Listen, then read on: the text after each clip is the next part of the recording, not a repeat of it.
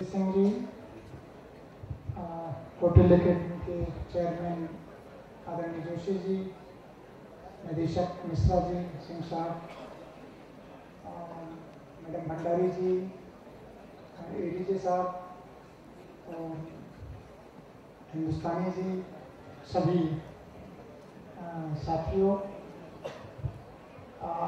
मुझे बड़ा हर्ष हो रहा है आपके इस कार्यक्रम में आकर। जिन्हें सफलता प्राप्त हुई है उन्हें बहुत बहुत बधाई, और जो सफलता के लिए संघर्ष कर रहे हैं उनके संघर्ष के लिए शुभकामनाएं। बहुत ज़्यादा संघर्ष करें। एक उक्ति है कि सफलता नहीं मिली क्योंकि सफलता के स्तर तक प्रयास नहीं किया गया।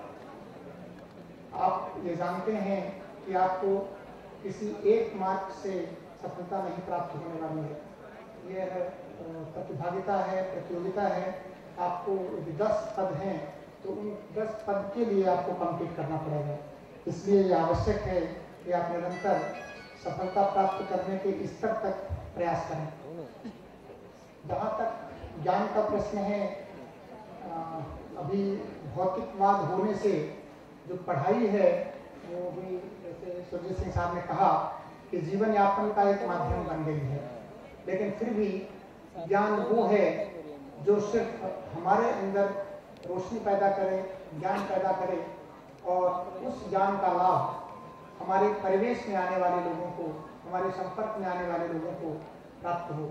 जैसा अभी कटोली एकेडमी के ऊपर मुझे भट्टीहर जी का एक श्लोक याद आ रहा है, जिसमें उन्होंने लिखा है, जाड्यम धियो हरति संचितवाच सत्यम मानुन्नति दिशति पापम पाकरोति चेतः प्रसादेति दीक्षु करोति कृत्यम सत्संगति कथे के न करोति किंशाम। जाड्यम धियो हरति, जड़ता का हरण करती है, संचितवाच सत्यम, वाणी में सत्य का सिंचन करती है।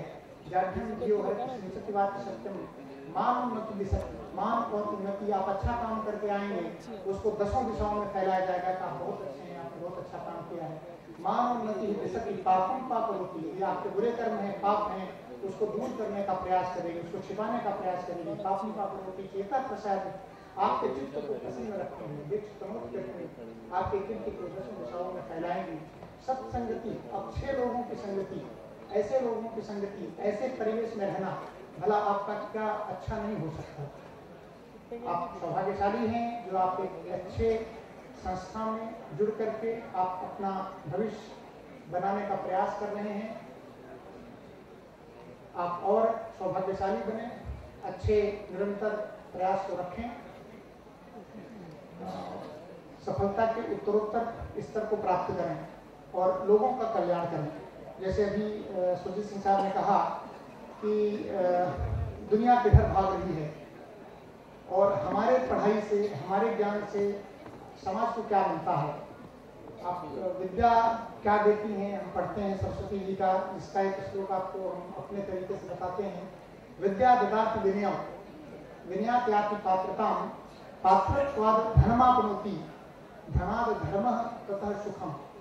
हमको किसी भी चीज का जो अर्जन है, व्यक्ति सुख की ओर चाहता है, पर सुख कहाँ से प्राप्त होगा, वो इसी में परिभाषित है कि विद्या से सुख नहीं मिलेगा, विद्या से विनम्रता मिलती है। और कई लोगों को आप अहंकार में देखे होंगे कि उनके लिए विद्या ही उनके ही पतन का कारण बन जाती है। यदि जिस विद्या से हमको विनम्रता नहीं प्राप्त होती है, उस विद्या से ही उस व्यक्ति का पतन हो जाता है। विद्या ददाति विनयम विनयात् याति पात्रता, उस विनम्रता से आपको योग्यता हासिल होगी।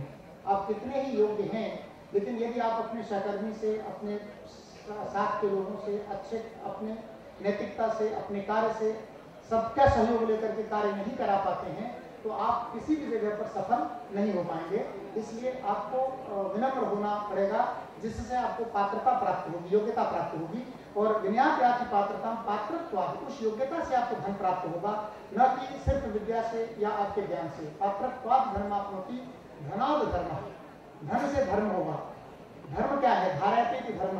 मानस में गोस्वामी जी ने कहा है, परहित सरिस धर्म नहीं हाय, पर पीड़ासन नहीं है, आगे की चीज है, लेकिन धर्म है सबसे बड़ा धर्म कि दूसरे का हित हम किस रूप में कर सकते हैं, उससे बड़ा धर्म नहीं है। दूसरी चीज है पिपर पीड़ा से, दूसरे को पीड़ा पहुंचाने से बड़ा अधर्म कुछ नहीं है। आप ज्ञानी हैं, प्रशासक हैं, अच्छे बनेंगे, आपके द्वारा कितने लोगों को लाभ प्राप्त होगा। आप सुखी हैं, जैसे उससे सुख प्राप्त होता है। आप सुखी हैं यह महत्वपूर्ण नहीं है, आपके द्वारा कितने लोग सुखी हैं यह भी उतना ही महत्वपूर्ण है। हमें ये प्रयास करना है आगे बढ़ करके कि हम समाज को क्या दे सकते हैं। हम आज एक अच्छे प्रशासक बनेंगे, हमारी अहमियत से हम जिस जगह पर जाएंगे उससे जो हमारे परिवेश में लोग या जो हमें काम मिलेगा उससे लोगों का क्या भला हो सकता है, कितना फायदा होगा, यह हमें आगे अपने जीवन में देखना है।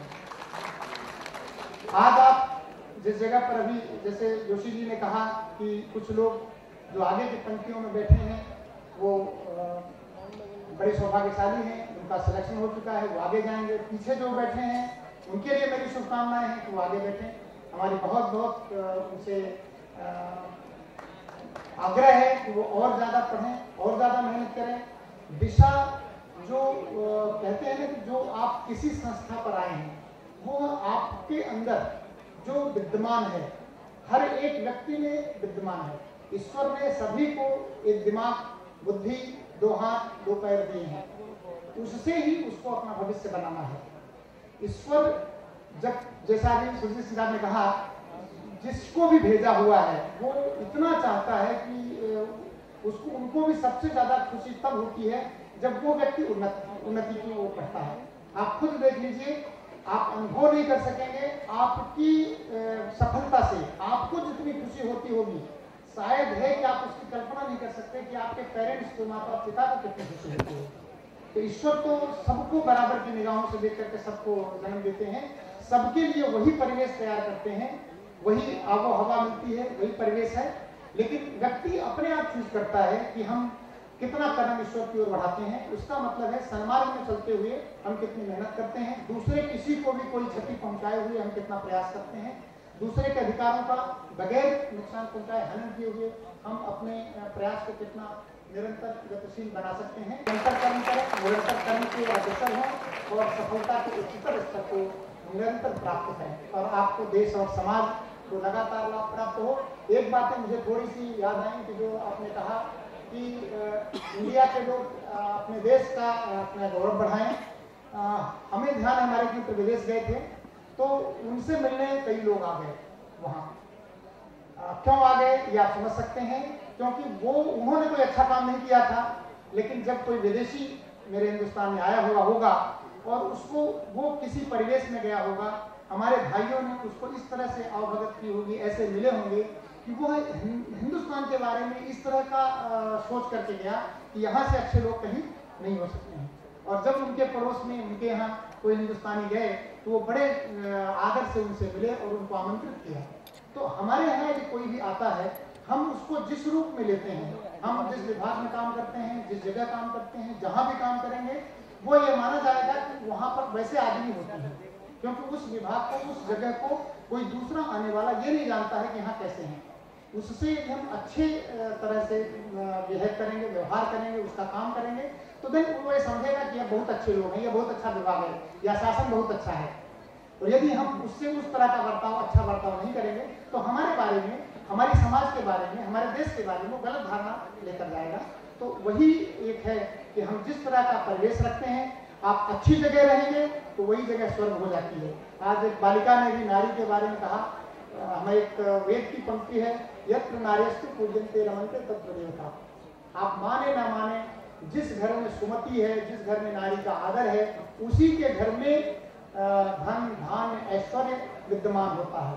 किसी का उदाहरण ले लें, जहां सुमति, नारी का आदर होगा वहीं सुमति होगी। मानस ने कहा जहां सुमति तह संपत्ति नाना, आपस का सामंजस्य होगा। तो हम चाहते हैं आप इसी ओर, जो समाज की बुराइयां हैं उसको आप दूर करेंगे और अपने आप को आगे बढ़ाएंगे। आप आगे